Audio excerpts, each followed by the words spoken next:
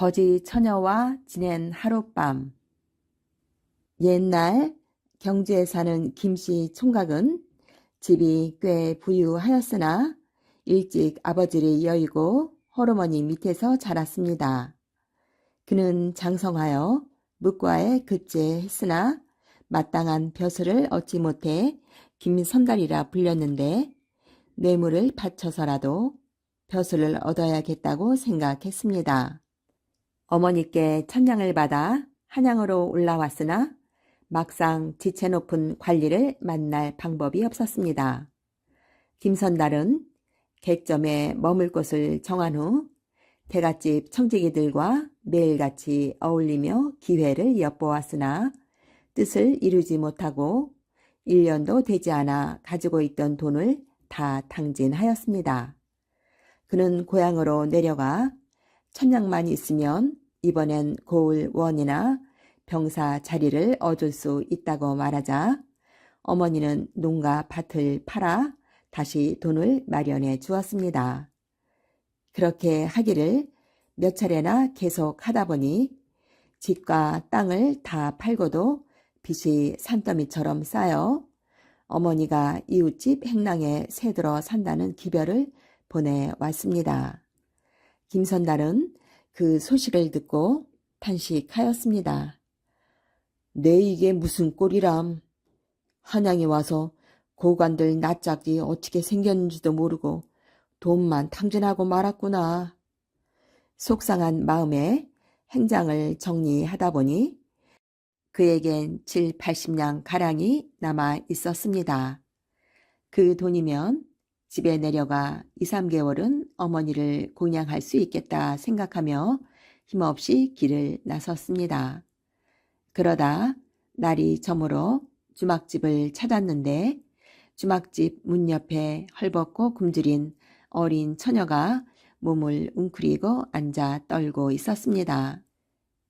김선달은 혼자 저녁밥을 먹으려다가 추운 날씨에 떨고 있던 거지 처녀를 외면할 수 없어 잠깐 들어오라고 하였습니다. 처녀는 방 한 구석에 쭈그리고 앉았는데 가까이 보니 17, 18세쯤 되어 보였습니다. 김선달은 안쓰러운 마음이 들어 저녁을 먹이고 자기는 아랫목에 처녀는 윗목에서 자라고 하며 자리를 마련해 주었습니다. 그런데 늦도록 잠이 오지 않아 거지 처녀와 이런저런 이야기를 하다가 그만 서로 정을 나누게 되었습니다. 다음날 아침 김선달은 처녀를 고향으로 데리고 갈 수가 없는 상황이 되자 그녀에게 20냥을 주며 말했습니다. 속담에 옷 입은 거지는 얻어먹어도 벌거벗은 거지는 못 얻어먹는다 했소. 이 돈으로 허름한 적상과 치마라도 사 입으시오. 그리고 주막 주인에게 처녀의 사정이 딱하니 이를 거들며 주막에 머물 수 있게 해달라고 부탁하며 훗날 데리러 오겠다고 하였습니다. 거지 처녀는 그가 경주 사는 김선달이라는 것만 기억한 채 주막에서 일을 하며 지내게 되었습니다.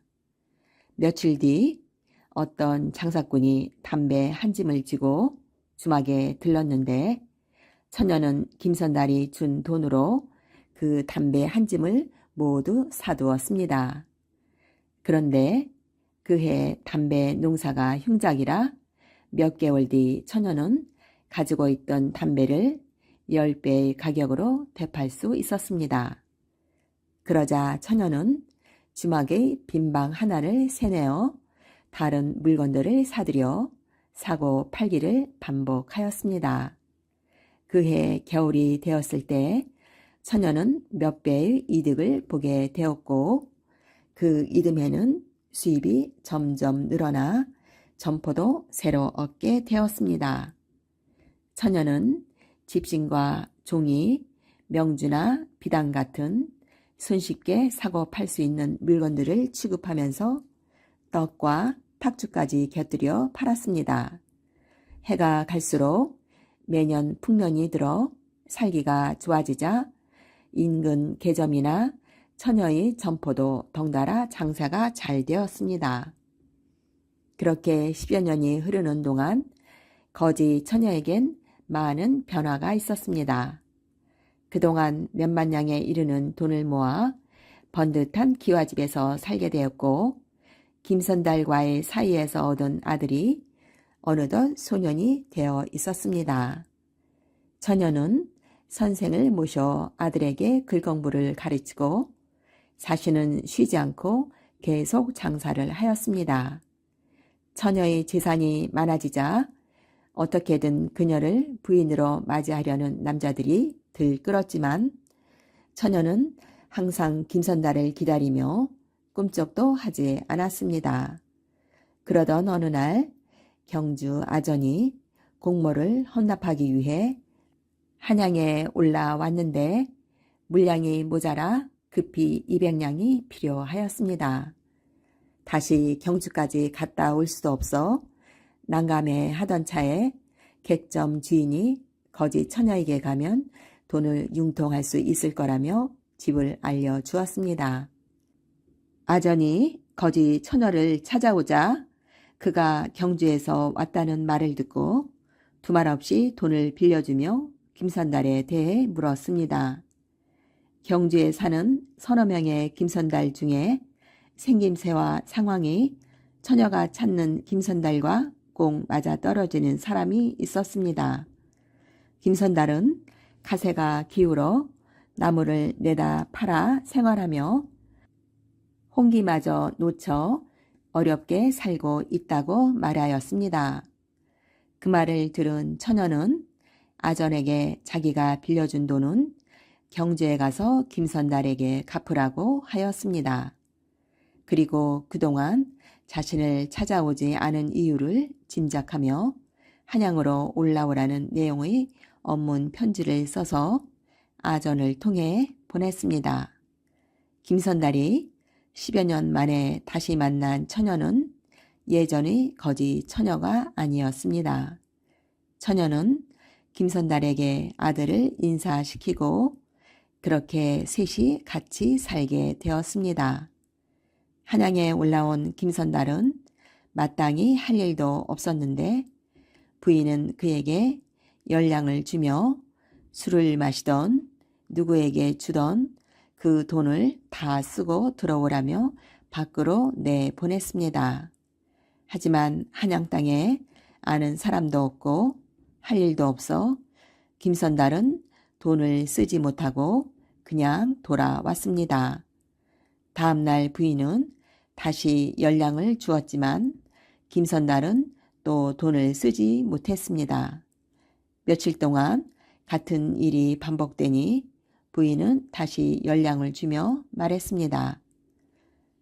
오늘도 돈을 쓰지 않고 그대로 가져오실 거면 다시 경주로 내려가십시오.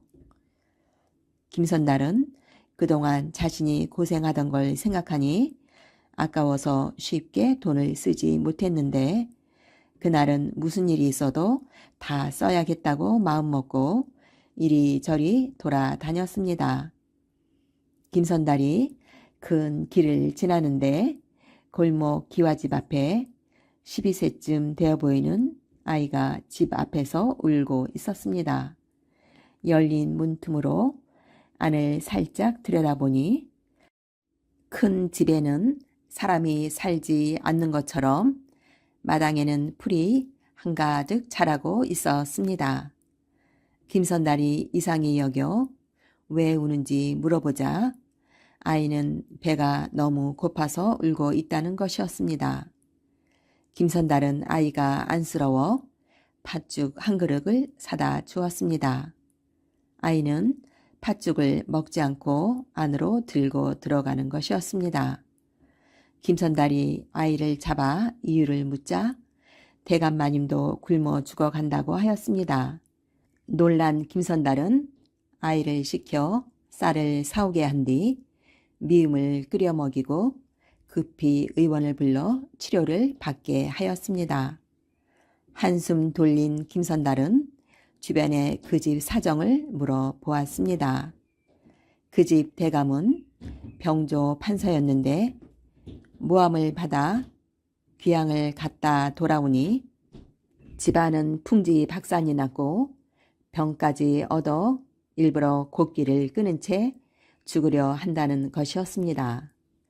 김선달은 그날 돈 10량을 모두 쓰고 집에 돌아왔는데 부인은 어디에 돈을 썼는지 묻지도 않았습니다. 부인은 매일같이 10량씩 주었고 김선달은 날마다 대감집에 들러 그를 돌봤는데 두어 달이 지나니 대감은 기력을 회복하였습니다. 그러던 어느 날 평소처럼 대감집을 찾아갔는데 그 집 밖으로 수많은 병사들이 모여 있었습니다. 김선달이 놀라 급히 들어가 보니 대감이 의관 정제하고 앉아 그를 기다리고 있었습니다.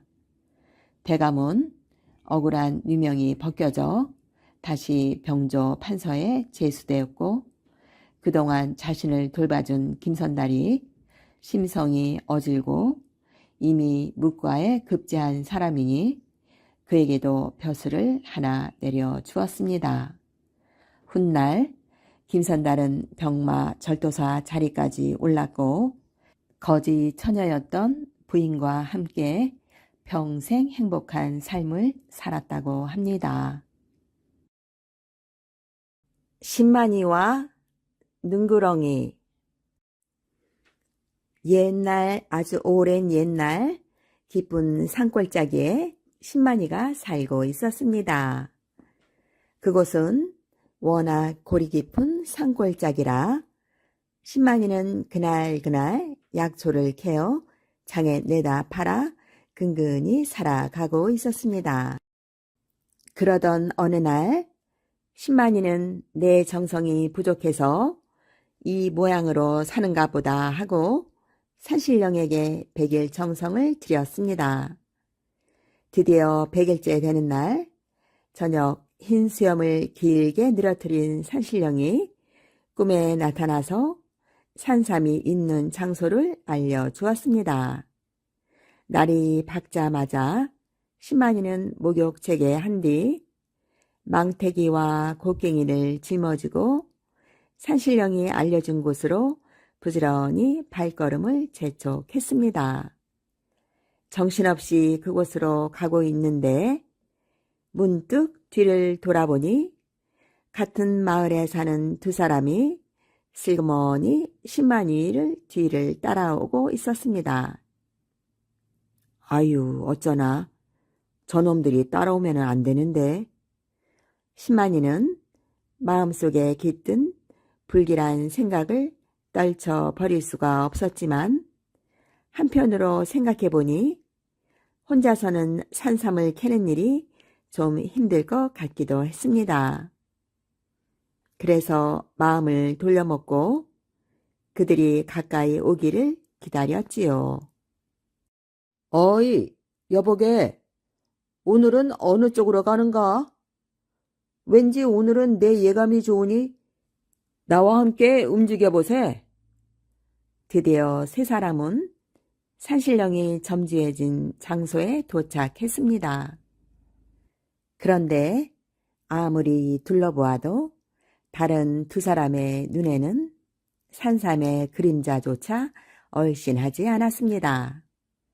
신만이는 이미 이럴 줄 알고 있었다는 듯이 칡을 끊어 밧줄을 척척 만들고는 말했습니다. 자, 내가 저 밑에 내려가서 산삼을 캐올릴 테니 잘 받도록 하게나. 이렇게 해서 두 사람은 절벽 위에 있고 신만이는 가파른 절벽 아래로 내려가 한 너댓 번 산삼을 캐어 위로 올려 보냈습니다.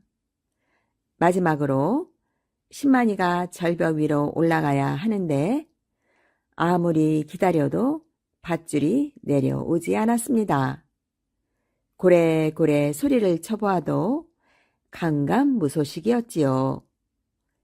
까마득한 절벽 아래에 동그만이 홀로 남겨진 신만이는 그저 넋을 놓고 멍하니 있을 수밖에 없었습니다. 아, 이제 꼼짝없이 죽었구나.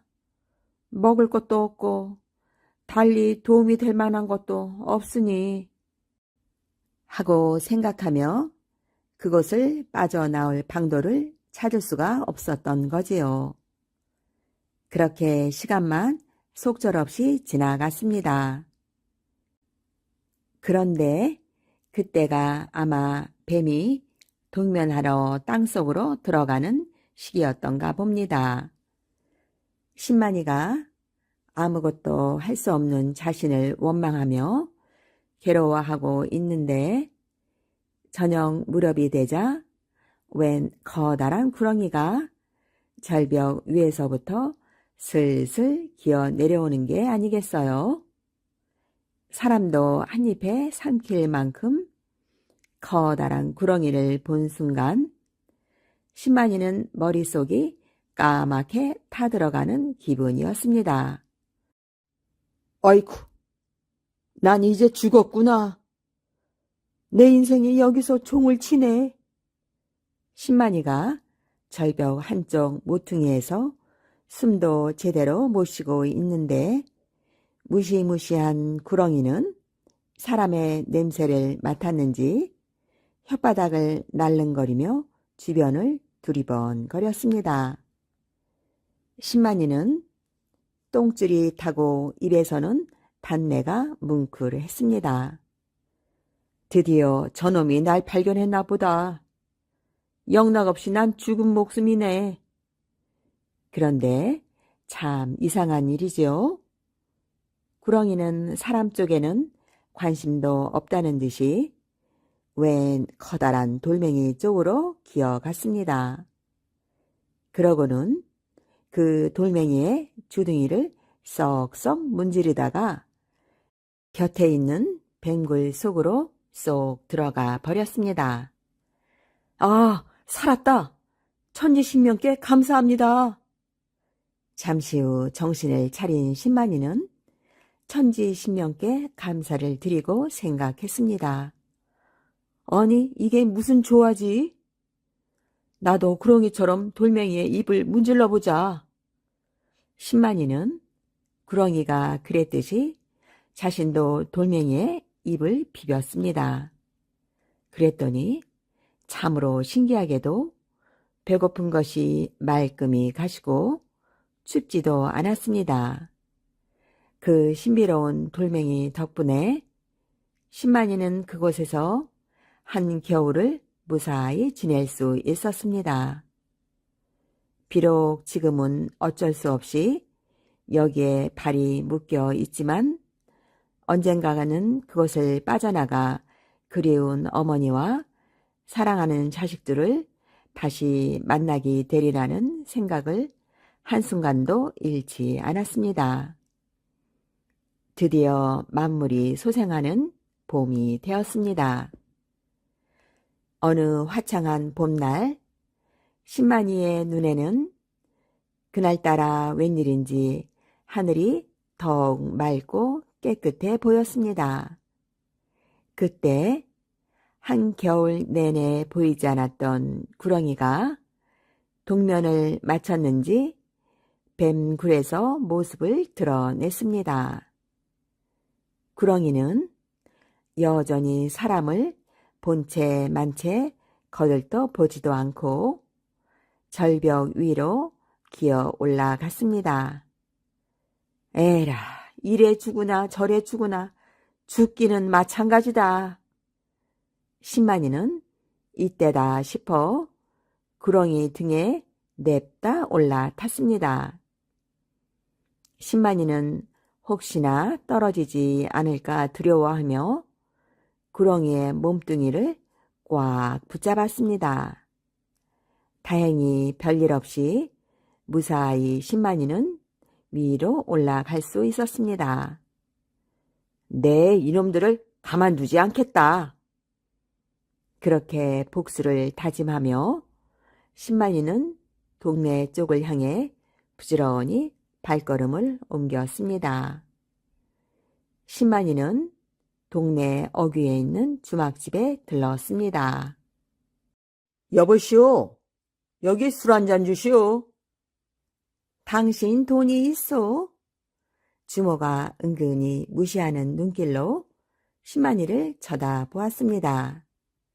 그도 그럴 것이 한 겨울 내내 수염도 깎지 못하고 옷도 빨아 입을 수 없었으니 꼴이 정말 말이 아니었지요. 돈은 술을 먹고 내는 거지 누가 돈부터 내고 술을 먹는가? 하고 다니는 행색을 보니까 돈이 없을 것 같아서 그러지요. 잔소리 말고 냉큼 막걸리나 한 잔 주소. 주모는 마지못해 막걸리를 한 잔 따라주었습니다. 주모, 이 근방에서 약초를 캐어 살던 사람이 산에 올라가서 소식이 없다던데 그 사람 어찌 됐는지 얘기 들은 거 있어? 불쌍한 그 사람은 절벽에서 떨어져 죽고 같이 갔던 사람들은 산삼을 캐어 논도 사고 밭도 사고 잘 살지요. 에휴, 죽은 사람만 불쌍하지 뭐예요. 주모, 술값 대신 이걸 받으시오. 이거면 막걸리 한 잔값은 될 거요. 신만이는 약초를 캘 때 쓰는 창을 주모에게 내밀었습니다. 신만이는 몇 달 만에 그리운 처자식이 있는 집으로 돌아갔습니다.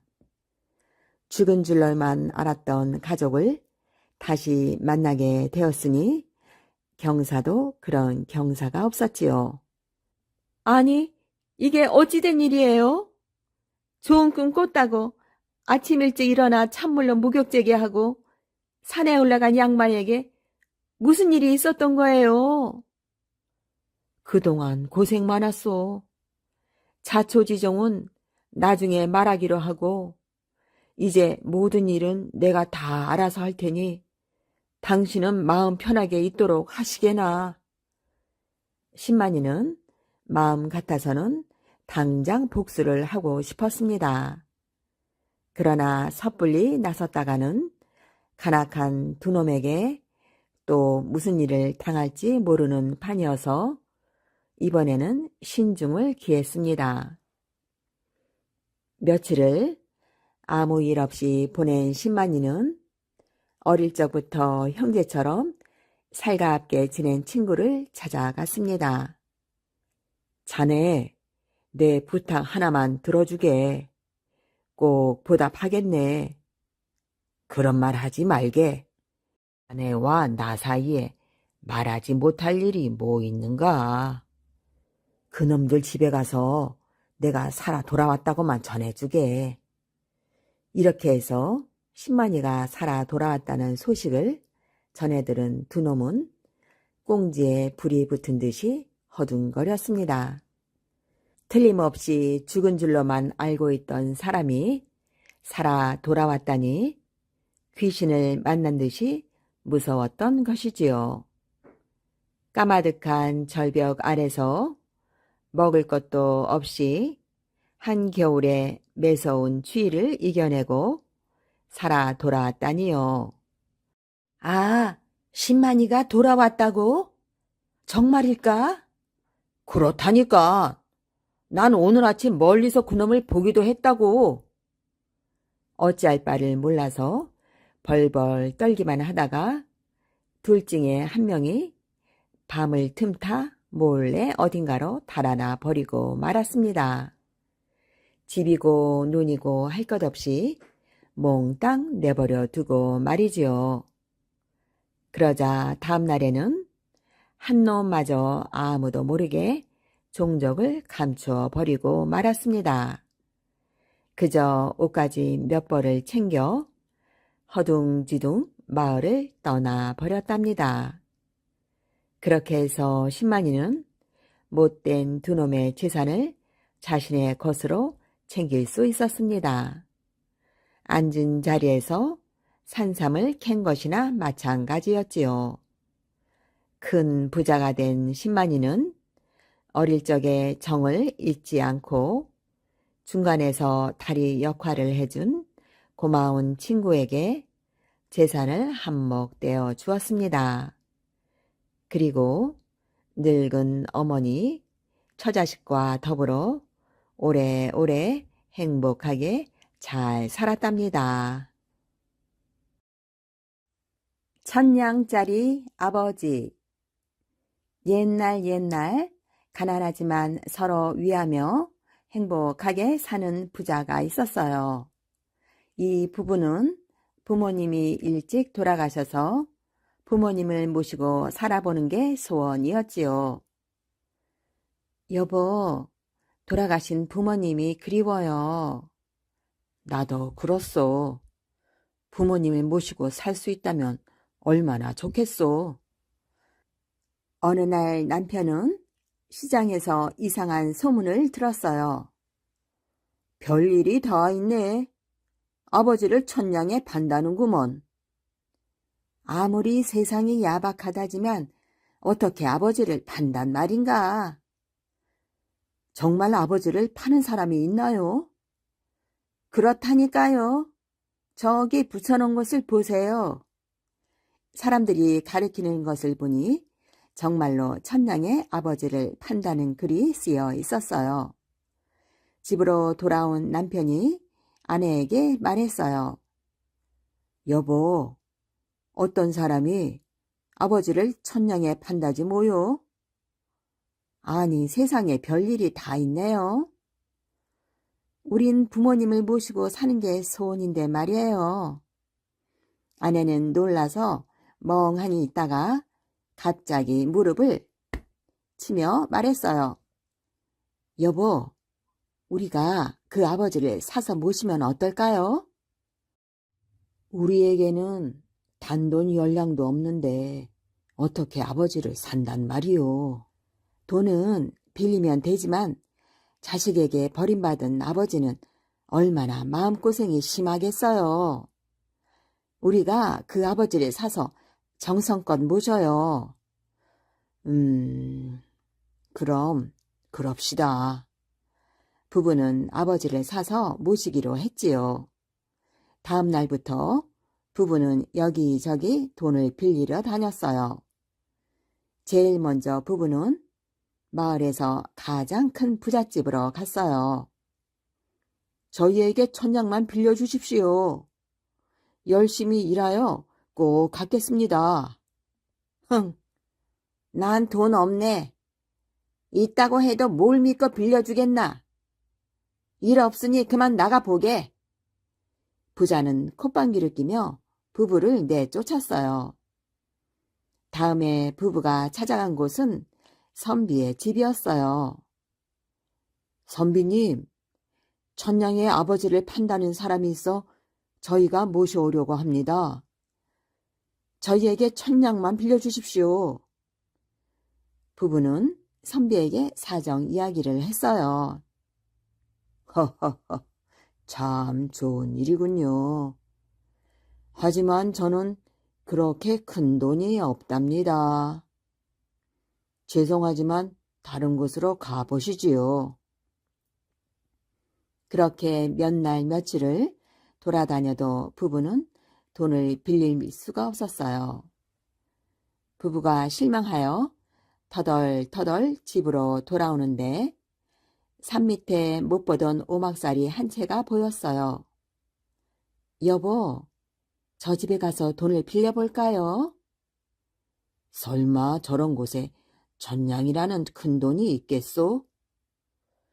그래도 마지막으로 물어나 봐요. 부부는 오막살이 안으로 들어갔어요. 할머니, 혹시 돈 천냥 있으시면 빌려주시겠어요? 뭐? 천냥? 그 많은 돈을 어디에 쓰려고? 천냥의 아버지를 판다는 사람이 있어서 저희가 사서 모시려고요. 어떻게 모시려고? 저희는 가난해서 큰 호강을 시켜드리지는 못하지만 정성을 다해 마음 편히 모실 겁니다. 할머니는 빙그레 웃었어요. 그래, 그럼 내가 빌려주지. 할머니는 돈 1,000냥을 가지고 나와 부부에게 빌려주었어요. 할머니, 정말 감사합니다. 부부는 할머니에게 감사 인사를 하고 그 길로 아버지를 판다는 집을 찾아갔어요. 아버지를 판다는 집을 찾아간 부부는 깜짝 놀랐어요. 아버지를 팔 정도면 찢어지게 가난한 집일 줄 알았는데 으리으리한 부잣집이었던 거예요. 부부는 참 이상하다고 생각했어요. 똑똑, 계세요? 부부가 문을 두드리자 점잖은 노인이 나왔어요. 무슨 일로 오셨소? 아버지를 판다는 소문을 듣고 왔는데 집을 잘못 찾은 것 같습니다. 이만 가보겠습니다. 아니, 바로 찾아왔소. 그런데 돈은 가지고 왔소? 부부는 기가 막혔어요. 다짜고짜 돈부터 내놓으라니 말이에요. 부부는 얼른 불쌍한 아버지를 모셔가려고 돈 1,000냥을 노인에게 드렸어요. 노인은 아버지를 모셔오지 않고 부부에게 말했어요. 아무 쓸모없는 노인을 사서 뭐 하려고 그러시오? 저희는 일찍 부모님을 여의고 외롭게 살아서 비록 남의 부모님이라도 정성을 다해 모시려고 합니다.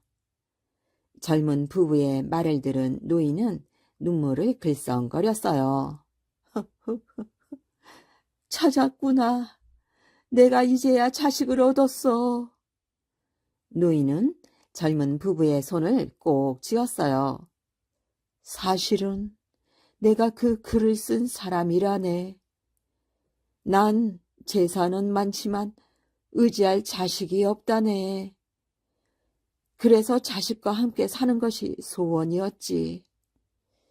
그런데 사실대로 알리면 내 돈만 탐내고 찾아오는 사람이 있을까봐 그런 헛소문을 낸 것이라네.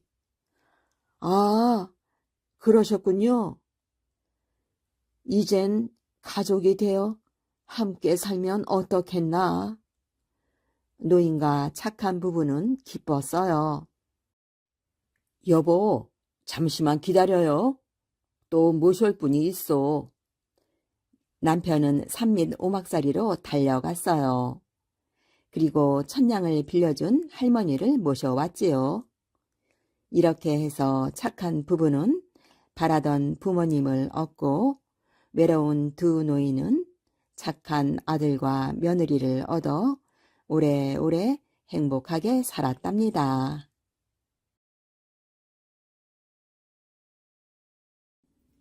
사람이 된 들쥐.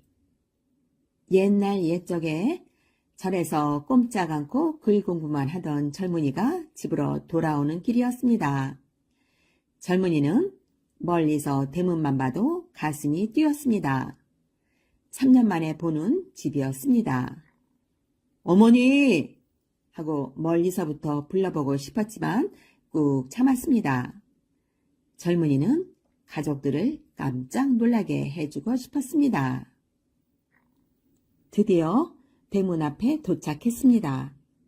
다행히 대문은 잠겨 있지 않았습니다. 대문을 밀치고 들어설 때에는 가슴이 벌렁거렸습니다. 막 대문에 들어서며 고개를 드는 순간 젊은이의 눈이 휘둥그레졌습니다. 자기와 똑같이 생긴 젊은이가 마당에서 노려보고 있는 것이 아니겠어요? 이게 웬일이지? 넌 누구냐? 절에서 온 젊은이가 물었습니다. 난 이 집 아들이다. 그러는 넌 누구냐? 집에 있던 젊은이가 대답했습니다. 뭐라고? 내가 이 집 아들이야. 절에서 공부를 마치고 지금 돌아오는 길인데. 이 말에 집에 있던 젊은이가 콧방귀를 뀌었습니다. 3년 공부를 마치고 난 이래전에 돌아왔다. 어디서 굴러먹던 녀석인지 몰라도 썩 꺼져라. 둘이서 옥신각신하는 소리에 집안 사람들이 몰려들었습니다. 어머머머머머. 큰 방에서 나온 어머니가 입을 다물지 못했습니다. 저런. 담뱃대를 내민 아버지가 어찌나 놀랐는지 그 팔을 도로 걷어들이질 못했습니다. 에고머니나. 작은 방에서 나온 누나는 얼굴이 하얗게 됐습니다. 뭐? 아랫방에 있던 머슴들도 눈이 휘둥그레졌습니다. 깨갱. 강아지도 놀라 꼬리를 감추며 슬슬 피했습니다. 글쎄, 쌍둥이도 그런 쌍둥이가 어디 있겠습니까? 두 젊은이는 서로 삿대질을 하며 싸웠습니다. 내가 없는 틈에 와서 우리 부모님을 속이다니. 넌 어디서 온 귀신이냐? 내가 틀림없는 이 집 아들인데 뻔뻔스럽군. 무얼 노리고 온 것이냐? 누구의 말이 옳은지 알 수 없었습니다. 집안 사람들은 멍하니 둘을 바라만 보았습니다. 절에서 돌아온 젊은이는 답답했습니다. 믿었던 가족들도 자기를 알아보지 못했으니 그 심정이 오죽했겠습니까? 아버지, 제가 돌아왔어요. 어머니, 제가 돌아왔다니까요. 3년 전에 절로 떠났던 아들이 무사히 공부를 마치고 돌아왔어요. 집에 있던 젊은이가 손을 저으며 말했습니다. 아버지, 어머니, 속지 마세요.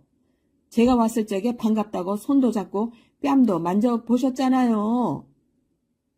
아버지가 어머니에게 귀갯말로 물었습니다. 아무래도 구별을 못하겠는데 둘 다 아들로 삼을까? 그러자 어머니가 고개를 세게 저었습니다. 안 돼요. 둘 가운데 한 놈은 분명 가짜예요. 가짜는 우리 집을 망하게 할지 몰라요. 꼭 가려내야 해요. 참 그렇군. 헌데 어떻게 진짜 아들을 찾지? 좋은 방법이 생각났어요. 어머니가 둘을 번갈아 보며 말했습니다. 내 아들은 오른쪽 팔뚝에 검은 사마귀가 있는데 어디 보자. 그러자 절에서 돌아온 젊은이가 소매를 걷고 맨 팔뚝을 내보였습니다. 집에 먼저 와 있던 젊은이도 질세라 소매를 걷고 맨 팔뚝을 내밀었습니다. 저런, 둘 다 똑같은 자리에 사마귀가 있었습니다. 모양도 크기도 똑같았습니다. 집에 먼저 와 있던 젊은이가 말했습니다. 진짜 이 집 아들이면 이 집 형편을 잘 알 거예요. 집안에 물건이 놓인 곳을 물어보세요. 어머니가 생각하기에도 그럴듯한 꾀였지요. 할머니께서 소중히 여기시던 다듬이돌이 어디 있지? 절에서 막 돌아온 젊은이는 알 수가 없었어요. 집에 먼저 와 있던 젊은이는 빙글에 웃었습니다. 헛간에 있지요. 그 말에 온 가족의 얼굴에 웃음꽃이 피었습니다. 절에서 돌아온 젊은이는 너무 억울했습니다. 그래서 한 가지만 더 물어봐 달라고 사정을 했습니다. 이번이 마지막이다. 할아버지께서 아끼시던 벼루가 어디 있느냐? 이번에는 아버지가 물었습니다. 절에서 돌아온 젊은이는 또 머뭇거렸고 그 사이에 먼저 와 있던 젊은이가 벽장 안에 있는 벼루를 찾아 가지고 나왔습니다. 가족들은 진짜 아들을 찾았다고 좋아했습니다. 야, 당장 맞아 죽기 전에 나가. 먼저 와 있던 젊은이가 절에서 돌아온 젊은이를 냅다 걷어찼습니다. 저런 나쁜 놈이 있나? 어디서 거짓말을 해? 가족들도 등 뒤에서 손가락질을 했습니다. 어머니는 소금까지 뿌렸습니다. 머슴들이 몽둥이를 들고 달려드는 바람에 절에서 돌아온 젊은이는 결국 내쫓기고 말았답니다. 집에서 쫓겨난 젊은이는 정말 황당했습니다. 분하고 슬프고 억울했습니다. 젊은이는 어디 갈 곳이 없었습니다. 그래서 엉엉 울면서 공부하던 절로 되돌아 갈 수밖에 없었습니다. 스님이 젊은이의 얼굴을 빤히 바라보더니만 혀를 끌끌 찼습니다. 그러더니 대뜸 이렇게 말하였습니다. 가짜에게 몰려서 집에서 쫓겨났구먼. 젊은이는 깜짝 놀라서 물었습니다. 스님께서 어떻게 그걸 아셨어요? 자네 얼굴에 다 쓰여 있네. 스님, 어떻게 하면 좋아요? 그런데 스님은 갑자기 엉뚱한 걸 물었습니다. 자네 혹시 손톱이나 발톱을 깎아서 아무데나 버린 일이 없나? 젊은이는 맑은 개울물에 풍덩 뛰어들어 목욕하던 일이 떠올랐습니다. 공부가 잘 안되면 하루에도 몇 차례씩 하곤 했습니다. 그리고 목욕을 하면서 길어진 손톱, 발톱을 깎아서 물에 떠내려 보내기도 했습니다. 개울 아래쪽에 아주 오래 묵은 들쥐 한 마리가 살았네. 이 들쥐는 물에서 떠내려오는 손톱, 발톱을 아주 맛있게 다 받아 먹다 보니 사람의 정기를 받게 되었지. 그래서 자네의 모습으로 둔갑할 수 있었던 거라네. 아, 그랬군요. 젊은이는 그제야 모든 걸 알 수 있었습니다. 젊은이는 걱정스러운 눈빛으로 스님을 보았습니다. 걱정하지 말게. 내가 방법을 일러주겠네. 고맙습니다, 스님. 어떻게 하면 될까요? 쥐가 가장 겁내는 게 고양이 아닌가. 저 고양이를 가져다가 가짜 앞에 내려놓게나. 스님은 절 북 앞에 졸고 있는 고양이를 가리켰습니다. 젊은이가 끼니 때마다 밥을 한 숟갈씩 남겨주었던 고양이였습니다. 젊은이는 그 고양이를 안고 집으로 달려갔습니다. 아니, 저 미친 녀석이 또 왔어. 온 가족이 웅성거렸습니다. 젊은이는 아무 말 없이 가짜 아들 앞에 고양이를 내려놓았습니다. 가짜 아들은 대번에 얼굴이 파랗게 질렸습니다. 야옹! 고양이가 펄쩍 뛰더니 가짜 아들의 목을 물었습니다. 그 순간 가짜 아들은 온데간데 없고 마당에 큰 들쥐 한 마리가 목에 피를 흘리며 쓰러져 있었습니다. 그래서 어떻게 됐냐고요? 진짜 아들을 찾은 가족은 큰 잔치를 열고 행복하게 잘 살았답니다.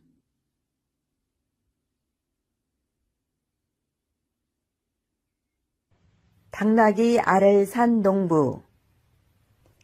옛날 어느 마을에 마음은 착하지만 조금 어수룩한 농부가 살았습니다.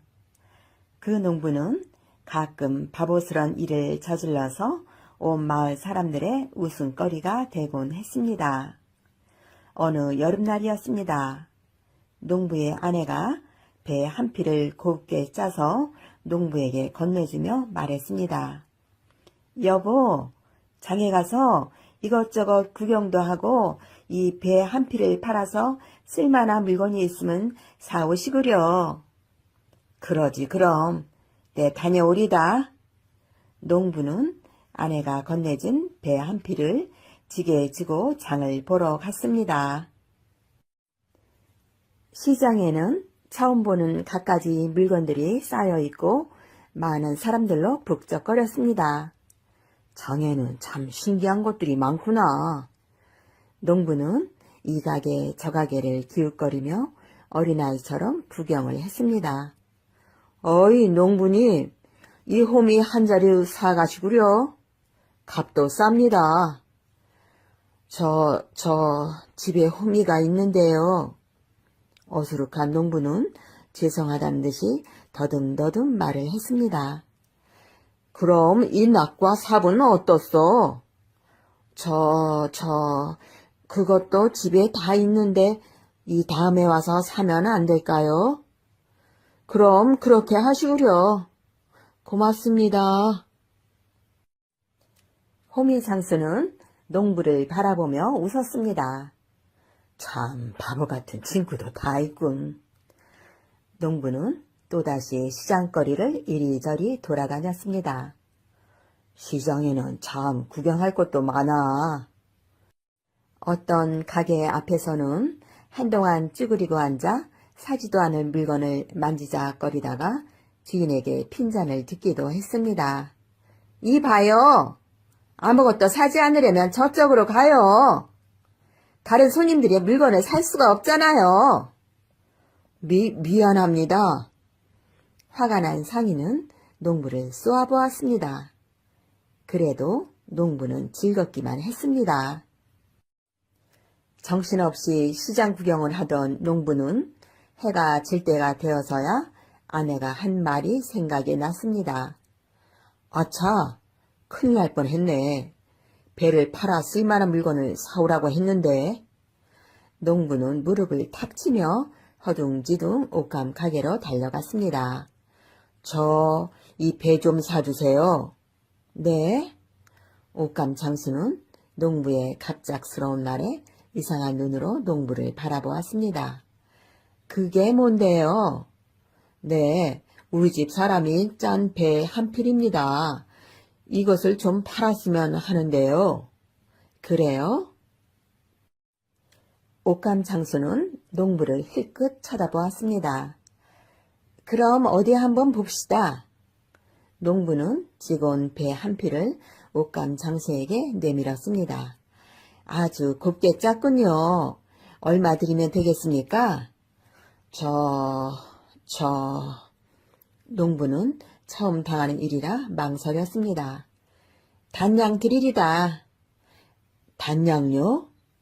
아니, 적어서 그럽니까? 아닙니다. 농부는 얼른 단양을 받았습니다. 다음에 또 가져오세요. 값은 후하게 드리리다. 농부는 또 시장거리를 거닐었습니다. 아내 마음에 꼭 드는 물건은 없을까? 농부는 이리저리 두리번거리다가 과일가게 앞에 멈춰 섰습니다. 이 둥글둥글한 게 뭘까? 처음으로 수박을 본 농부는 빙빙 돌려가며 수박을 살펴보았습니다. 여보세요? 이게 뭐지요? 네? 그거요? 수박 장수는 어이없는 표정을 지으며 웃었습니다. 아니, 저런 멍청한 친구도 다 있나. 어린아이도 다 아는 수박을 모르다니. 심심한데 골탕 좀 먹일까? 수박 장수는 시치미를 떼고 말했습니다. 그건 말이에요. 당나귀 알이라오. 농부는 수박 장수의 말을 믿고 신기한 듯이 수박을 어루만지며 다시 물어보았습니다. 그렇군요. 그러니까 이 알에서 당나귀가 나오는 거군요. 그렇지요. 이 당나귀 알을 따뜻한 아랫목에 사흘만 묻어두면 새끼 당나귀가 나온다오. 수박 장수는 능청스럽게 거짓말을 꾸며대며 농부의 눈치를 살폈습니다. 수박 장수의 말에 농부는 값을 물었습니다. 이 당나귀 알 한 개에 얼마나 하나요? 왜, 사시려고요? 농부는 잠시 주춤거리다 대답을 했습니다. 네, 꼭 사고 싶습니다. 그럼 손님에게는 특별히 싸게 해드리지요. 단양만 내시오. 단양씩이나요? 손님도 한번 생각을 해보세요. 당나귀 한 마리가 단양이면 거저 아니요? 어수룩한 농부가 가만히 속으로 셈을 해보니 수박 장수의 말이 틀리지는 않았습니다. 그럼 그 당나귀 알 하나만 주세요. 그렇게 하지요. 수박 장수는 속으로 킥킥거리며 수박 하나를 쌌습니다. 참 어수룩한 친구로군. 어디 한번 두고 볼까? 농부는 배 한 피를 팔아 수박 한 덩어리를 산 셈이었습니다. 그러나 농부는 이렇게 생각을 했습니다. 배 한 필로 당나귀 알을 사다니. 당나귀 한 마리를 산 거와 다름이 없어. 농부는 콧노래를 부르며 집으로 돌아왔습니다. 농부의 아내는 집으로 들어서는 남편에게 성급히 물었습니다. 여보, 뭘 사오느라고 이렇게 늦었어요? 쉬, 조용히 하라고. 농부는 아내에게 속삭였습니다. 이게 당나귀 알인데 따뜻한 아랫목에 살만 묻어두면 새끼 당나귀가 나온대. 네? 그럴 리가. 어수룩한 농부는 수박 장수가 했던 거짓말을 그대로 아내에게 일러주며 으스댔습니다. 그의 아내도 수박은 처음 보는 것이어서 눈이 휘둥그레졌습니다. 그래요? 아유, 신기한 물건이네요. 어서 아랫목에 묻어요. 두 사람은 신이 나서 부엌으로 갔습니다. 그리고 아궁이에 불을 지폈습니다. 농부 부부는 하루 이틀 알에서 새끼 당나귀가 깨어나기만 기다렸습니다. 여보, 며칠 지났지? 당신도 오늘이 이틀째잖아요. 아참, 그렇지. 왜 이렇게 시간이 안 가지? 이윽고 사흘째 되는 날이었습니다. 농부와 그의 아내는 두근거리는 마음으로 당나귀 알을 덮었던 이불을 젖혔습니다. 그런데 이게 웬일입니까? 지독한 냄새. 이건 썩는 냄새예요. 두 사람은 너무도 지독한 냄새에 코를 감싸쥐고 뒤로 물러섰습니다. 이게 어떻게 된 일이지? 당나귀 알장수가 시키는 대로 했는데. 당신이 모르는 걸 내가 어떻게 알아요? 에이, 속상해. 단양씩이나 주고 산 것인데. 농부의 아내는 실망에 차서 투덜거렸습니다. 화가 난 농부는 썩은 수박을 들고 바깥으로 나왔습니다. 썩은 당나귀 알은 아무 소용이 없어. 그러더니 농부는 썩은 수박을 집 밖으로 던져버렸습니다. 그때 마침 덤불 밑에서 풀을 뜯어먹던 새끼 당나귀가 썩은 수박에 맞았습니다. 깜짝 놀란 새끼 당나귀는 껑충껑충 뛰며 달아났습니다. 알에서 새끼 당나귀가 나왔네. 네? 무슨 말이에요? 저것 봐, 새끼 당나귀야. 어수룩한 농부는 수박에서 새끼 당나귀가 나온 줄로 알았습니다. 농부는 새끼 당나귀를 잡으려고 뛰어갔습니다. 그러나 새끼 당나귀는 이웃집 헛간으로 뛰어들어가 버렸습니다. 당나귀를 찾으러 왔어요. 농부는 헛간의 당나귀를 가리키며 이웃집 사람에게 말했습니다. 저 당나귀가 대개 것인가요?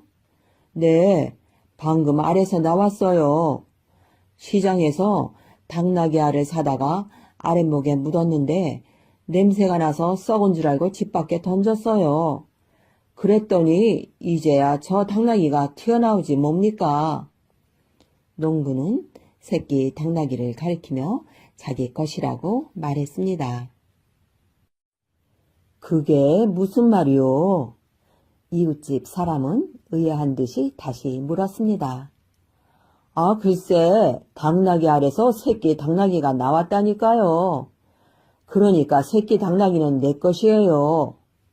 뭐라고요? 알에서 당나귀가 나와요? 그래요. 당신은 아직도 당나귀 알을 몰라요?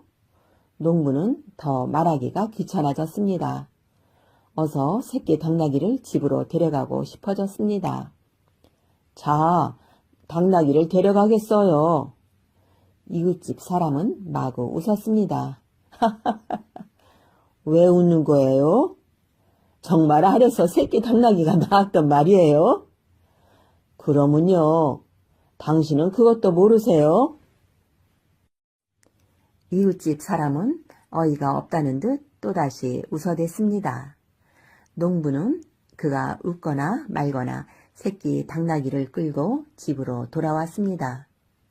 여보, 부지런히 배를 짜서 당나귀 알을 많이 사도록 합시다. 그래요, 여보. 우리도 이제 큰 부자가 되려나 봐요. 그럼, 큰 부자가 되고 말고. 아유, 어머나, 신기해라. 여보, 이게 정말 우리 당나귀예요? 농부의 아내는 새끼 당나귀를 얼싸 안았습니다. 이들 부부는 오랜만에 행복하게 웃었습니다. 다음 날이었습니다. 새끼 당나귀를 잃어버린 사람이 찾아왔습니다. 그는 농부의 마구간에 있는 당나귀를 보고는 화를 냈습니다. 여보시오, 아니 왜 남의 당나귀를 훔쳐와요? 당신 이제 보니 나쁜 사람이로구먼. 이 당나귀가 당신 것이라고요? 어림없소. 이건 내 당나귀요.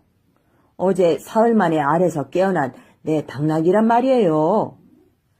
그러자 옆에서 듣고 있던 농부의 아내도 한마디 거들지 않을 수가 없었습니다. 제 남편 말은 정말이에요. 틀림없이 이 당나귀는 우리 것이에요. 당나귀 주인은 어이없는 얼굴로 말했습니다. 이봐요. 아 그래, 세상에 당나귀 알이 어디 있단 말이요. 당신은 알을 낳는 당나귀를 보았소? 당신은 내 말을 믿지 않는군요. 시장에 한번 가봐요. 가만히 당나귀 알을 수북하게 쌓아놓고 팔고 있으니 이 사람 정신이 나갔구만. 내 말이 틀렸나 맞았나 같이 시장으로 가볼까요? 누가 정신이 나갔나? 시장까지 갈 필요 없이 당신 말을 믿는 사람이 한 사람이라도 있는지 여기서 물어보구려. 나는 분명히 시장에서 당나귀 알을 단량에 샀단 말이에요. 그때 이들의 말을 듣고 있던 마을 사람 하나가 농부에게 말했습니다. 그 당나귀 알이 어떻게 생겼는지 우리도 구경 좀 합시다. 아, 못할 것도 없지요. 그럼 모두 시장으로 가시지요. 참 어이없는 일이군. 새끼 당나귀 주인은 한심하다는 듯 말했습니다. 이봐요. 어떻게 된 영문인지 알아봐야 할 것 아니오. 그래요. 일단 시장으로 가서 확인해 본 뒤에 이야기를 하는 것이 좋을 것 같습니다. 당나귀 주인에게 마을 사람들이 말했습니다. 마을 사람들은 농부를 따라서 시장으로 몰려갔습니다. 아마 무슨 곡절이 있을 거야. 시장에 가보면 알게 되겠지. 당나귀 알도 모르면서 사람들은 왜 내 말을 믿지 않는지 모르겠군요. 농부는 마을 사람들이 답답했습니다. 농부는 그들에게 당나귀 알을 빨리 보여주기 위해 부지런히 앞장서서 걸어갔습니다. 시장에는 수박 장수가 가마니에 수박을 쌓아놓고 팔고 있었습니다. 자, 보세요. 여기 당나귀 알이 많이 있잖아요. 농부는 마을 사람들에게 수박을 가리키며 큰 소리로 말했습니다. 마을 사람들은 어안이 벙벙해 서로 얼굴만 쳐다보았습니다. 잠시 뒤 마을 사람들은 갑자기 웃어댔습니다. 아니, 이것이 당나귀 알인 줄 알고 반냥씩이나 주고 샀단 말이오? 그러면요, 분명히 당나귀 알이에요. 이것 봐요. 이것은 당나귀 알이 아니에요. 사람들이 먹는 수박이에요. 아니에요. 이건 당나귀 알이라니까요. 정말 아무것도 모르는 사람이군. 제 말을 믿지 못하겠다면 당나귀 알 장수가 무엇이라고 대답하는지 직접 물어볼까요? 농부는 수박 장수를 바라보며 말했습니다.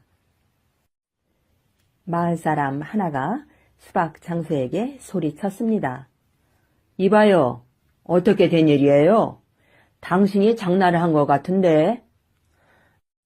아이고, 미안합니다. 수박을 당나귀 알이라고 속여 단양씩이나 받은 거지요? 수박값을 비싸게 받으려고 속인 것은 아닙니다. 그냥. 여러 말 할 것 없어요.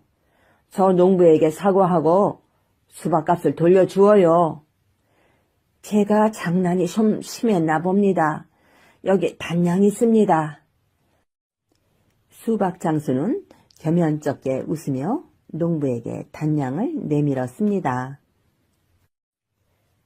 잠시 뒤 수박 장수는 제일 큰 수박을 잘라 얼떨떨해 있는 농부와 마을 사람들에게 맛을 보라고 권했습니다.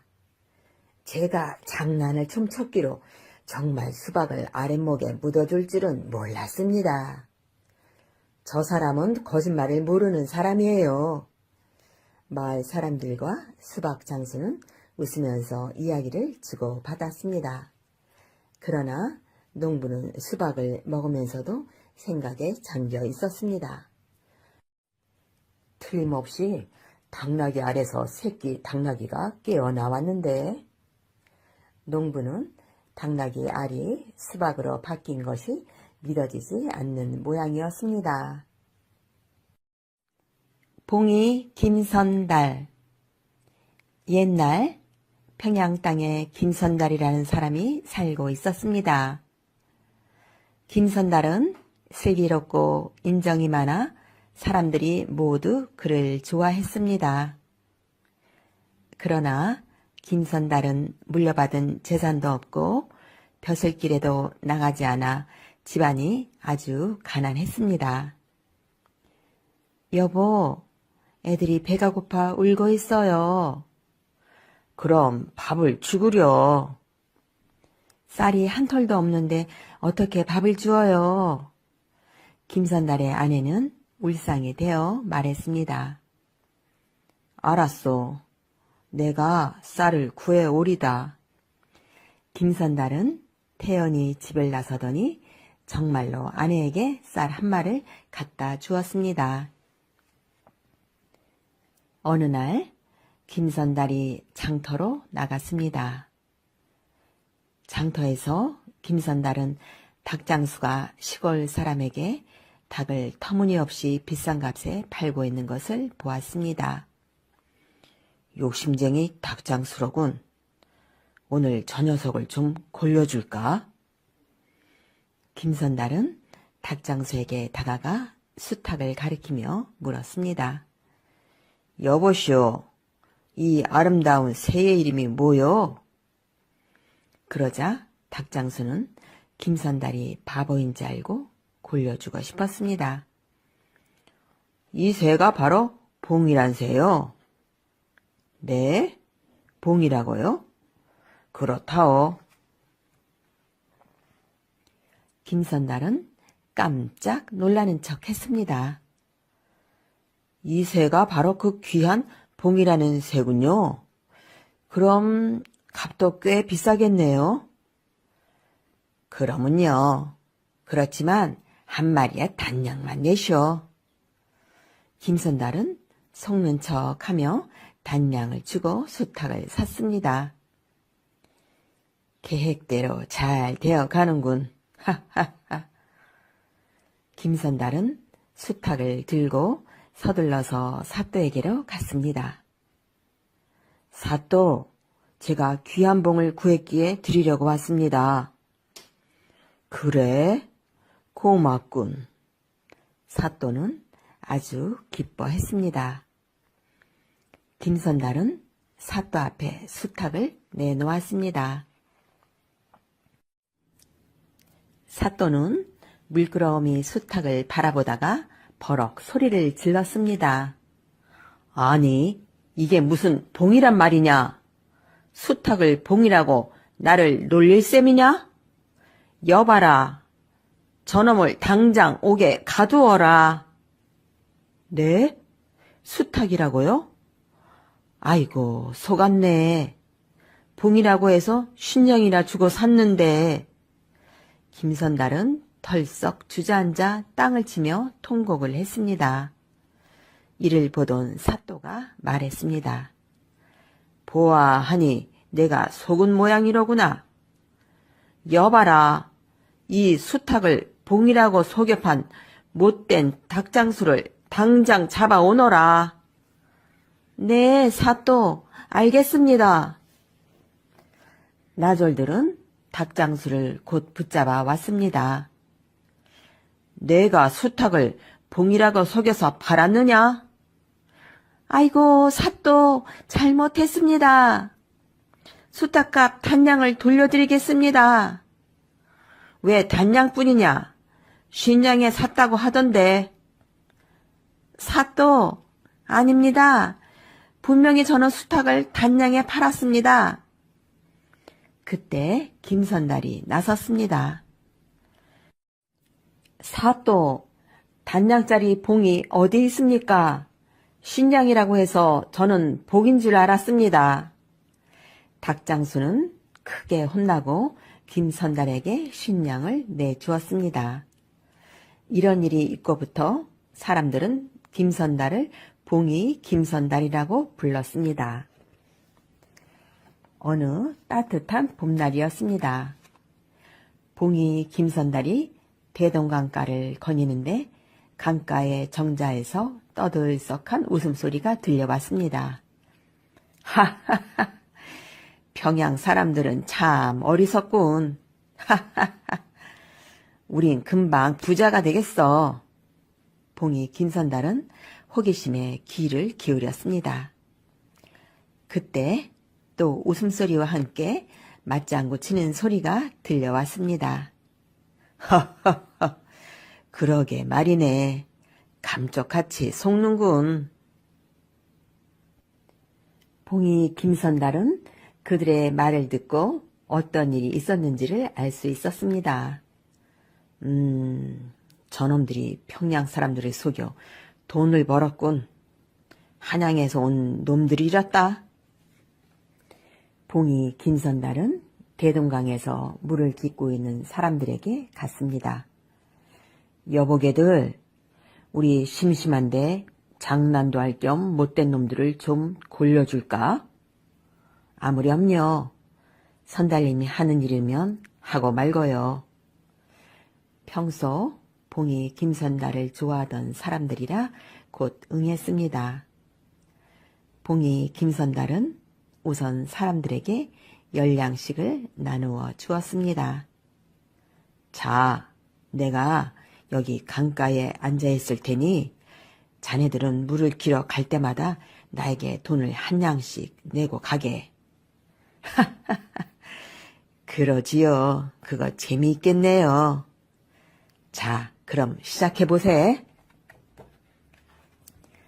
그때부터 강물을 길어가는 사람들은 봉이 김선달 앞에 돈을 1량씩 놓고 갔습니다. 이 광경을 보고 한양에서 온 사람들이 봉이 김선달 앞으로 와 물었습니다. 아니, 왜 강물을 길어가는 사람들이 돈을 내고 가는 거요? 왜냐고요? 그거야 내가 강물 임자니까 물값을 내고 가는 거지요. 한양 사람들은 서로 얼굴을 마주 보았습니다. 그러는 동안에도 물지개를 진 사람들은 봉이 김선달 앞에 꼬박꼬박 물값을 내고 있었습니다. 자, 선달님 물값 받으세요. 여기 제 것도 받으세요. 알았어. 여기다가 놓고 가시오. 순식간에 봉이 김선달의 앞으로 돈이 수북히 쌓였습니다. 한양 사람들은 부러운 듯이 봉이 김선달을 바라보았습니다. 그거 참 힘 안 들이고 돈 버는 장사도 다 있네. 정말 부럽군. 아니, 가만히 앉아있어도 돈이 막 굴러 들어오니 말이야. 나도 살아생전 저런 장사를 좀 해봤으면 원이 없겠네. 이윽고 한양 사람들은 저희들끼리 의논을 하기 시작했습니다. 여보게, 우리가 이 강을 사면 어떤가? 근데 저 강 임자가 팔까? 팔도록 깨워야지. 한양 사람들은 봉이 김선달이 앉아있는 곳으로 왔습니다. 저 선달님, 우리에게 대동강을 팔지 않겠소? 값은 후하게 드릴 테니. 뭐라고요? 대동강을 팔라고요? 가만히 앉아서 돈을 벌 수 있는 복단지를 팔라고요? 봉이 김선달은 펄쩍 뛰며 거절했습니다. 선달님은 그동안 돈을 많이 벌지 않았소. 이제 그 돈으로 팔도 강산 구경이나 다니시는 게 어떻겠소? 그래요. 죽을 때까지 꼼짝 못하고 이 강가에만 앉아 있을 셈이시오. 돈도 좋지만 이제 세상 구경도 좀 하셔야죠. 한양 사람들은 별의 별 말을 다하며 봉이 김선달을 꿰었습니다. 그러자 봉이 김선달이 귀가 솔깃한척하며 대답을 했습니다. 하기는 나도 한자리에만 너무 오래 앉아있으니 이제 돈 버는 일도 실증이 나오. 그것 봐요. 살 사람이 있을 때 강을 팔아요. 한양 사람들은 때는 이때다 하고 생각했는지 바짝 다가앉으며 봉이 김선달에게 졸라댔습니다. 선달님, 우리보다 값을 더 쳐줄 사람은 없어요. 2천냥 드리리다. 그럼 지금 당장 강을 팔까? 봉이 김선달은 못 이기는 척 돈을 받았습니다.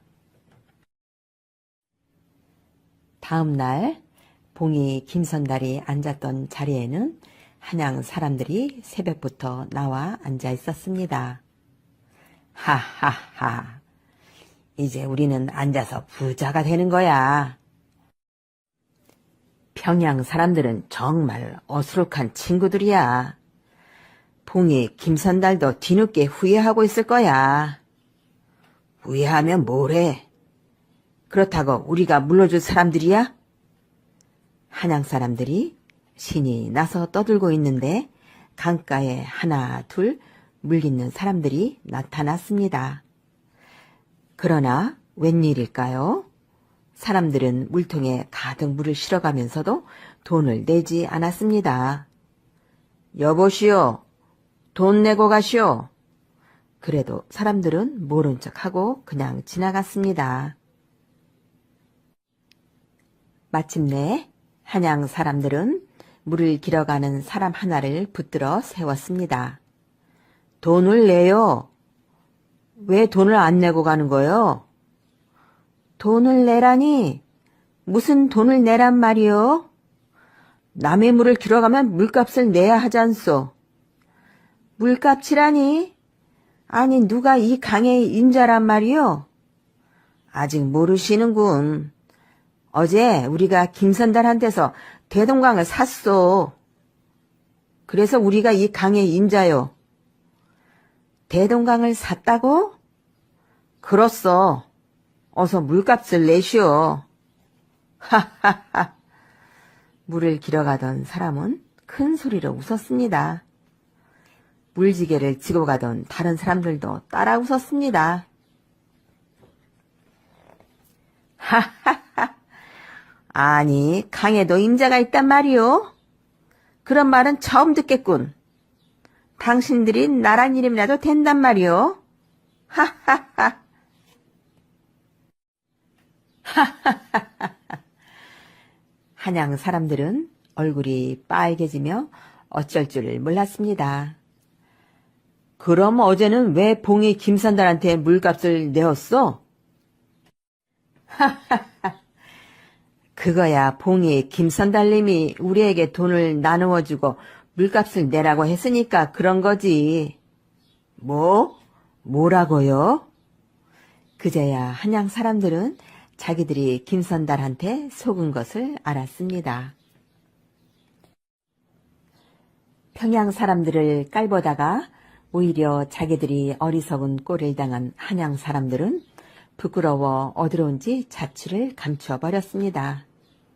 하하하. 이제 우리 평양에는 사기꾼 같은 놈들은 얼씬도 못할 거야. 그게 다 봉이 김선달님 덕분이지. 사람들은 모두 봉이 김선달의 슬기로움에 또 한 번 감탄을 했습니다. 봉이 김선달은 한양 사람들한테 받은 2,000냥을 가난한 사람들에게 주었습니다. 우리를 속였던 못된 놈들의 돈을 다시 찾아 우리에게 나누어 주는군. 역시 봉이 김선달님은 우리 고을의 자랑이야. 어느 날 봉이 김선달이 강가에 앉아 낚시질을 하고 있는데 이웃집에 사는 돌쇠가 찾아와 말했습니다. 선달님, 이 일을 어쩌면 좋지요? 무슨 일인데 그러느냐? 차근차근히 이야기를 해봐라. 제가 어머님 약값 때문에 안골 장님들에게 20냥을 빌리지 않았겠어요? 그게 어찌 되었느냐? 그런데 내일까지 60냥을 갚지 않으면 안골 장님들이 우리 송아지를 끌어가겠다지 뭐예요? 돌쇠가 말했습니다.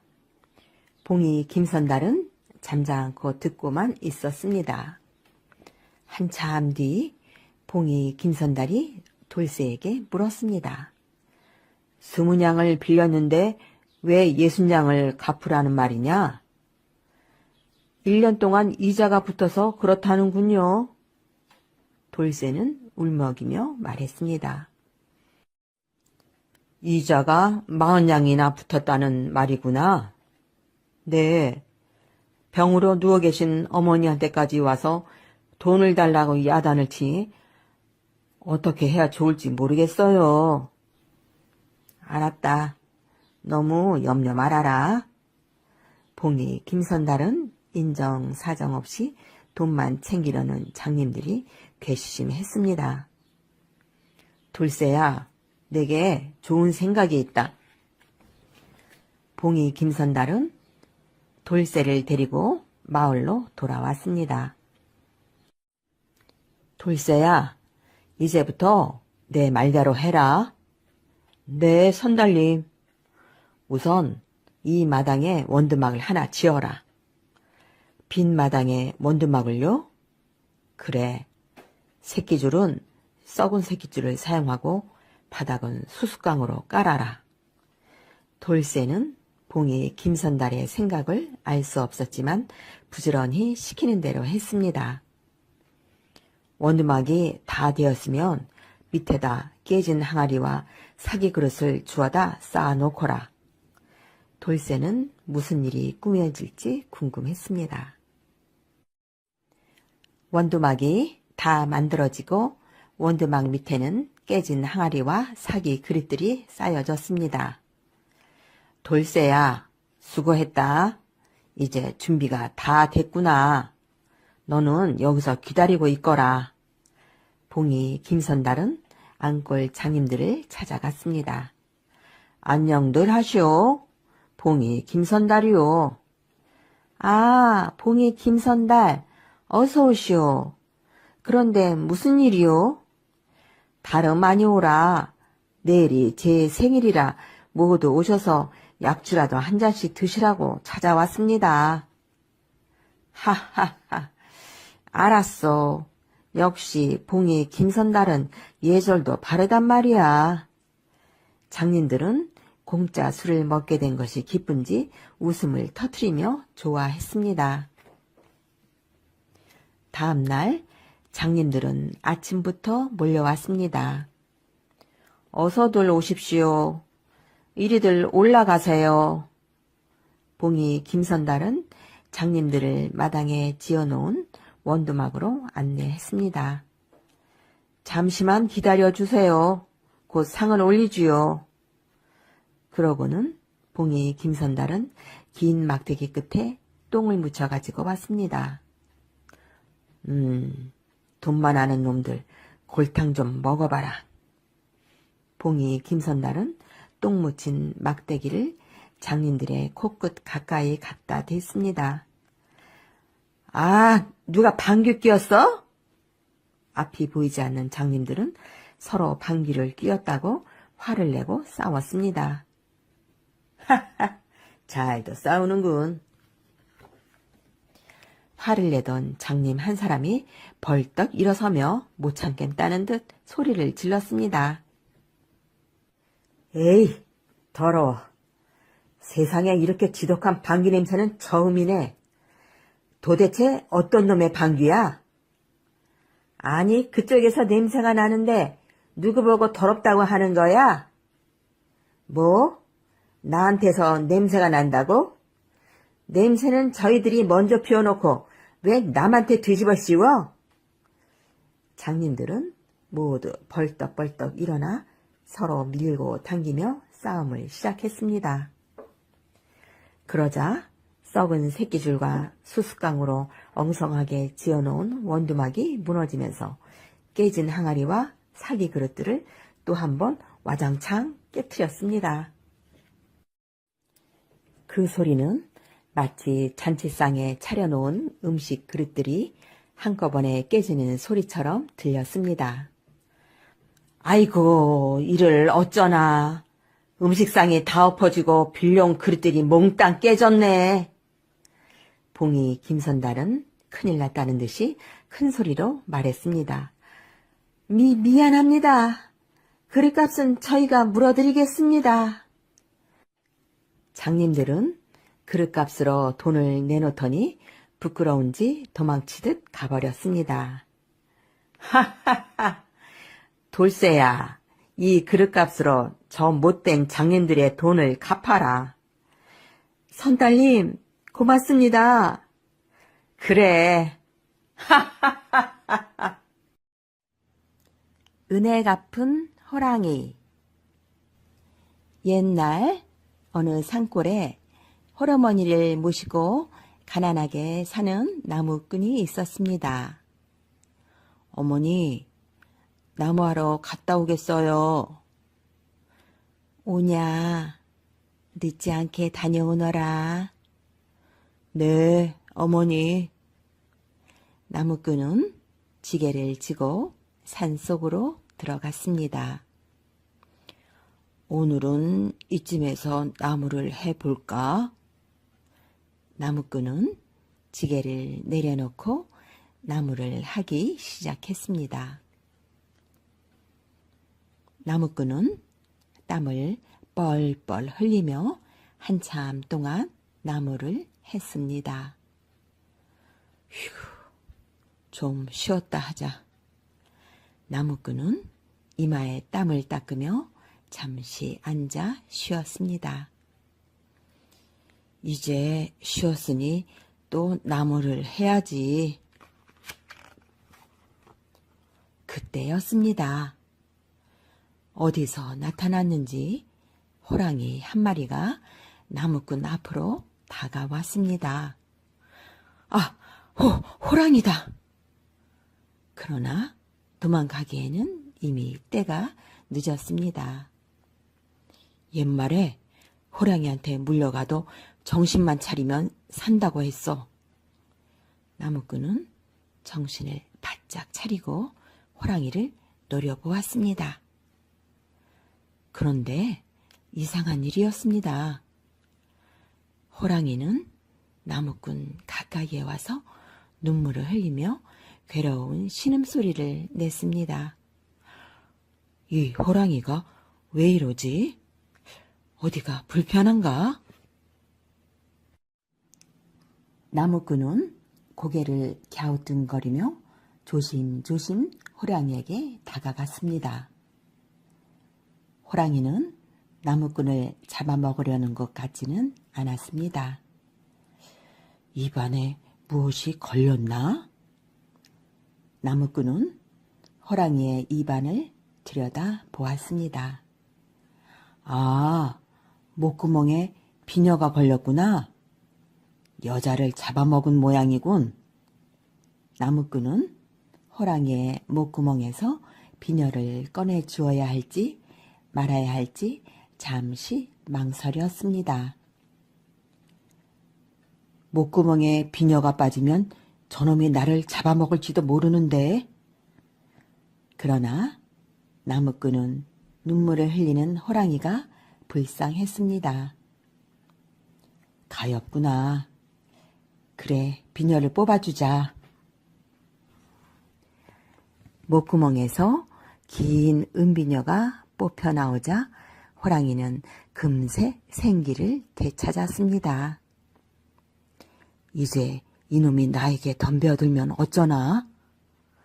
나무꾼은 너무 무서워서 그 자리에 꼼짝 못하고 앉아 있었습니다.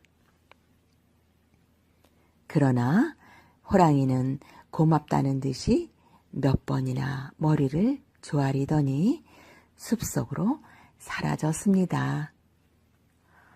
휴, 살았다. 호랑이가 다시 오기 전에 어서 여길 피하자. 나무꾼은 급히 빈지게를 짊어지고 서둘러 산을 내려왔습니다.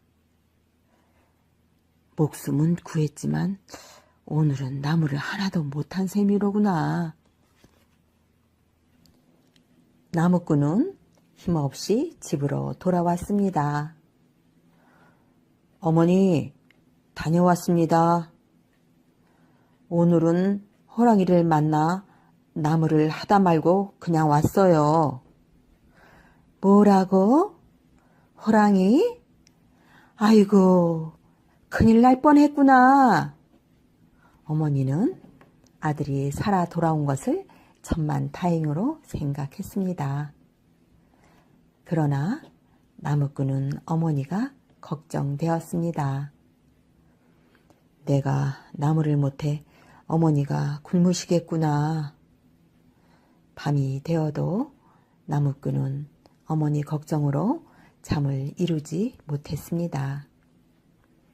그런데 갑자기 밖에서 쿵 하는 소리가 났습니다. 어? 이게 무슨 소리지? 나무꾼이 밖으로 나가니 마당에 나무가 쌓여 있었습니다. 아니, 이게 웬 나무일까? 나무꾼은 어찌된 영문인지 알 수 없었습니다. 누군가 우리 사정을 알고 나무를 놓고 간 모양이야. 누굴까? 나무꾼은 너무 고마워 누구인지는 모르지만 마음속으로 몇 번이고 고마워했습니다. 그 뒤 여름이 가고 겨울이 왔습니다. 깊은 밤 나무꾼과 어머니는 방 안에 마주 앉아 있었습니다. 너도 장가를 가야 할 텐데 이 산골로 시집을 올 처녀가 있을 것 같지가 않구나. 어머니가 긴 한숨을 쉬며 말했습니다. 어머니, 너무 염려하지 마세요. 어머니는 장가들 나이가 되었어도 장가를 못 가는 아들 때문에 마음이 아팠습니다. 나무꾼은 나무꾼대로 늙으신 어머니가 며느리도 없이 추운 겨울에 고생하시는 것이 몹시 마음 아팠습니다.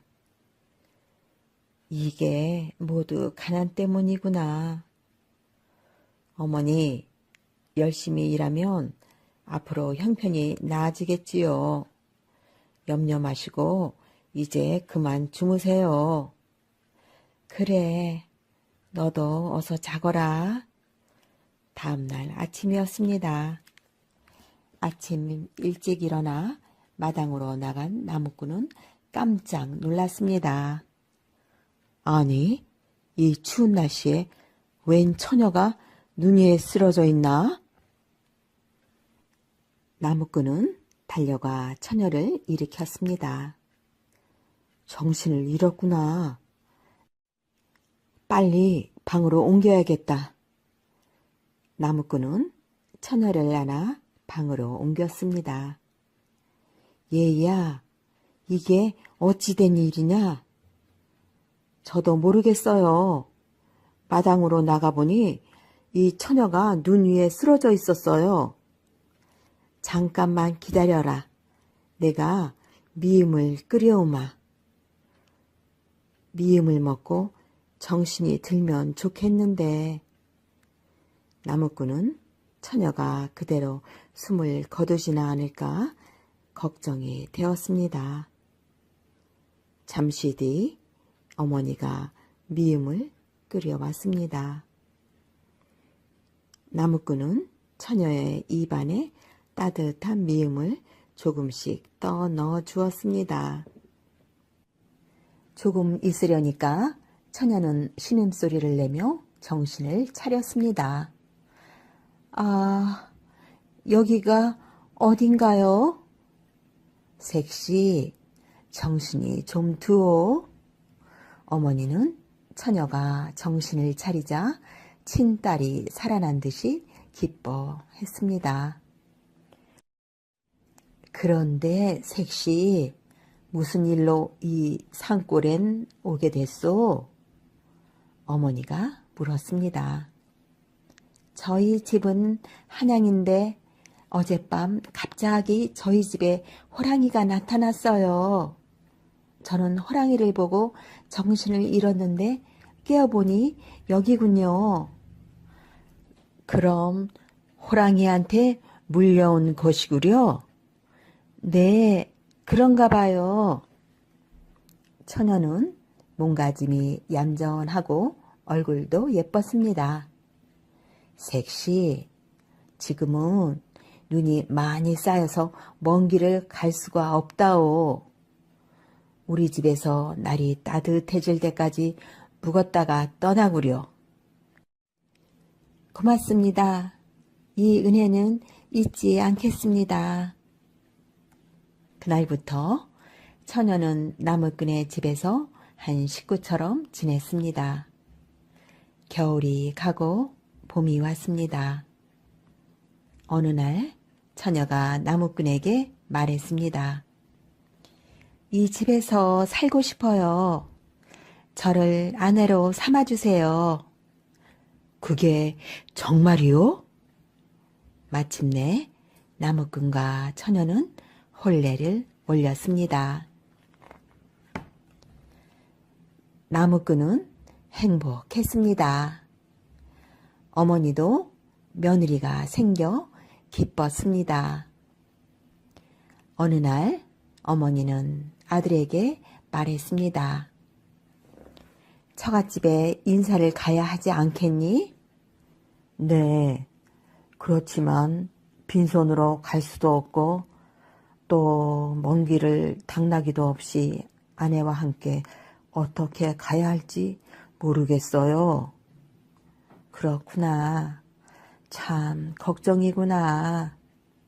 한밤중에 나무꾼은 또 걱정을 했습니다. 당신은 어떻게 하면 좋겠소? 글쎄요.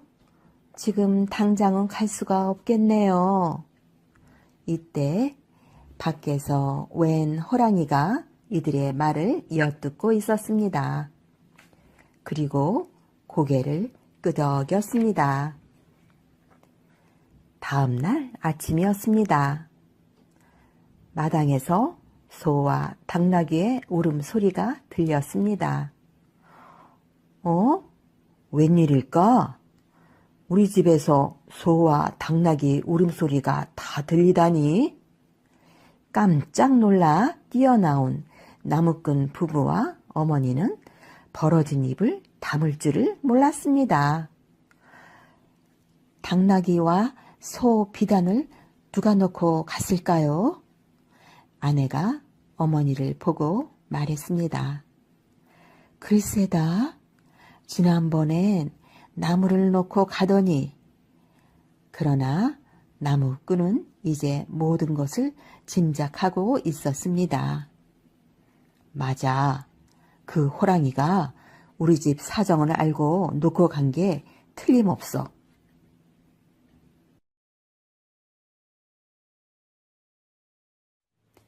은혜 갚은 호랑이. 아내는 얼굴 가득 웃음을 띠며 말했습니다. 여보, 이제 친정에 다녀올 수 있게 됐어요. 비단도 있고 소도 있고 당나귀도 있어요. 어머니가 말했습니다. 그렇구나. 이제 부족한 게 없으니 어서들 다녀오너라. 나무꾼 부부는 그날로 길을 떠났습니다. 며칠을 걸려 한양 처갓집에 다다르자 나무꾼은 깜짝 놀랐습니다. 아니, 이 으리으리한 집이 당신 친정이요? 네, 어서 들어가세요. 딸이 살아 돌아왔다는 말을 듣고 아버지는 뛰어나오며 반가워했습니다. 나무꾼은 장인과 장모에게 인사를 했습니다. 자네가 내 사위인가? 잘 왔네. 장인은 새 사위를 반갑게 맞았습니다. 여보게, 이제부터 한양에 와 살게. 그래야 내가 자네와 딸을 자주 볼 수 있지 않겠나. 나무꾼은 장인이 큰 벼슬자리에 있는 훌륭한 사람임을 알 수 있었습니다. 그래서 나무꾼은 어머니를 모시고 한양으로 이사를 했습니다. 그때 한양에 나쁜 일이 생겼습니다. 어젯밤도 호랑이가 나타났다며? 그렇다네. 나라에 나쁜 일이 있을 징조인가 봐. 사람들은 모이면 호랑이 이야기를 했습니다. 나라에서도 걱정을 하지 않을 수 없었습니다. 임금님은 신하들을 불러 의논을 했습니다. 지금 한양에 난데없이 호랑이가 나타나 백성들의 피해가 많다는데 어찌하면 좋겠소? 한 신하가 말했습니다. 활 잘 쏘는 나졸들을 뽑아 호랑이가 나타날 만한 곳에 지키고 있다가 호랑이가 나타나면 쏘게 하는 것이 좋겠습니다. 다른 의견들은 없소? 네, 그 방법이 제일 좋을 듯합니다. 그럼 빨리 그렇게 하도록 하오. 그러나 호랑이는 며칠이 지나도 잡히지 않았습니다. 호랑이는 나졸들의 활을 용케 피하면서 이리저리 한양거리를 돌아다녔습니다. 임금님은 다시 신하들을 불렀습니다. 활 잘 쏘는 나졸들도 호랑이를 잡지 못하니 다른 방법이 없겠소? 상감마마, 누구든지 호랑이를 잡는 사람에게는 높은 벼슬과 많은 상금을 내린다는 방문을 전국 방방곡곡에 붙여 여러 사람들에게 알리는 것이 어떨까요? 네, 그럼 혹시 호랑이를 잡을 수 있는 사람이 나타날지도 모릅니다. 신하들의 말에 임금님은 고개를 끄덕였습니다. 곧 전국 방방곡곡에 방문이 나붙었습니다. 그날 저녁이었습니다. 나무꾼의 집 앞에 웬 호랑이가 나타났습니다. 호랑이는 서슴없이 대문을 밀고 집 안으로 들어갔습니다. 아, 호랑이다! 마침 마당에 있다가 호랑이를 본 나무꾼은 깜짝 놀랐습니다. 그러나 다음 순간 나무꾼은 반갑게 호랑이를 맞았습니다. 그렇지 않아도 보고 싶었소. 나를 알겠지요? 나는 당신이 목에 걸린 은비녀를 뽑아주어 목숨을 건진 호랑이요. 알고 있어. 그동안의 은혜에 감사하오. 나무꾼은 정말로 호랑이에게 감사하는 마음이었습니다. 장가를 못 가는 자기에게 예쁜 아내를 물어다 준 것도 호랑이였다는 것을 나무꾼은 잘 알고 있었습니다. 내가 이렇게 찾아온 것은 한 가지 정이 있기 때문이요. 호랑이가 말했습니다. 어서 말해보. 지금까지 한양거리에 나타났던 호랑이는 다름 아닌 바로 나였어. 내일 내가 거리에 나타나면 활을 가지고 와 나를 쏘시오. 그럼 나는 뭐라고요? 그거는 안 돼요. 나무꾼은 호랑이가 왜 자기에게 활을 쏘라고 하는지 알고 있었습니다. 나는 이제 늙어서 어차피 죽을 몸이요. 당신의 화살에 맞고 싶소. 그래도 안 돼요. 당신을 죽여 내가 벼슬을 하고 상금을 타면 뭘 하겠소? 아무튼 나는 다른 사람의 화살은 맞기 싫소. 당신이 활을 쏠 때까지 나는 한양거리에 나타날 것이오.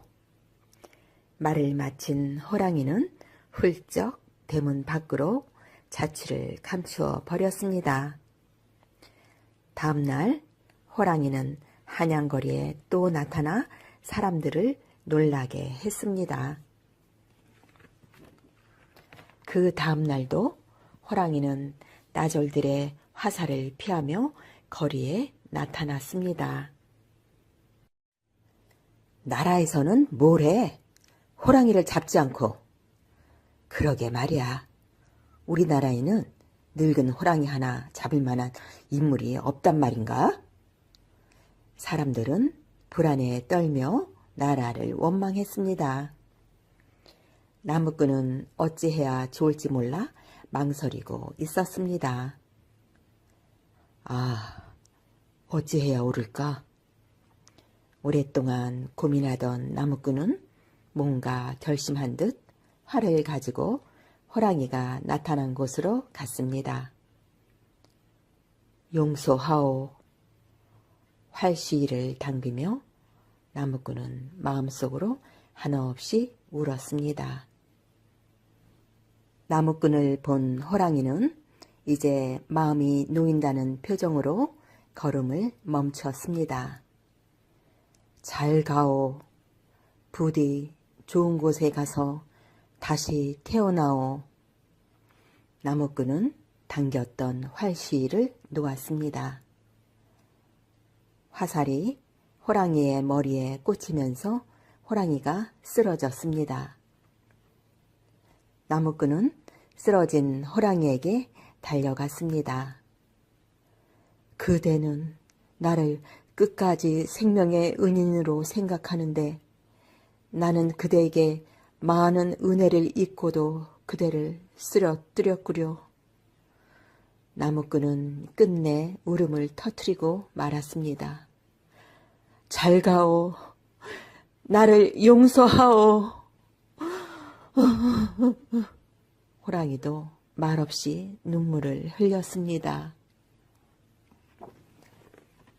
나무꾼이 호랑이를 잡았다는 소식은 곧 궁궐로 전해졌습니다. 임금님은 궁 안으로 나무꾼을 불렀습니다.